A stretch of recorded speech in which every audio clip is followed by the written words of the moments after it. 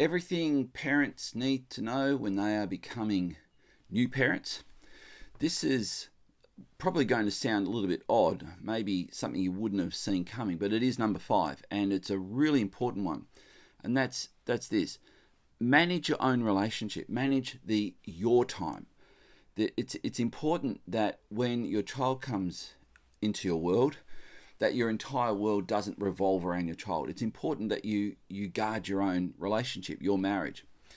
This is where you can have what some couples call couch time. At the end of the day, child is asleep, and you just sit on a couch or around chairs, whatever it is, and just talk, just catch up, just and husbands, this is where you can hear just how worn out your wife is now, and just show some sympathy and offer ways to help and just to listen and just to talk and if one of you have other interests and so on, you just talk. So manage the your time, or what I might call the our time of your relationship. I've said number one is when you become a new parent, your world changes, and it's going to involve a lot of work for a season. So guard your own relationship through that season. Being a parent is one of the greatest joys anyone can ever have. And we live in a world where many people denigrate being a parent, denigrate being a mother, denigrate being a father, and see children as a problem and a pain. We shouldn't do that.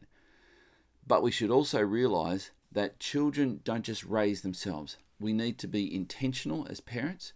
We need to be able to have these 5 principles in place so that we can parent effectively, learn from the mistakes that we make, and go into this a mode of understanding that you have a precious human being who's going to develop their own character, and they're going to be drawing on you, mum and dad.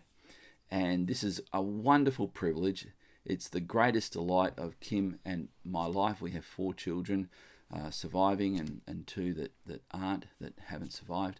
And so we just find now that we're grandparents, it's such a great thing to be able to see our children implementing these principles in their own children as well. And I hope that will be your story also.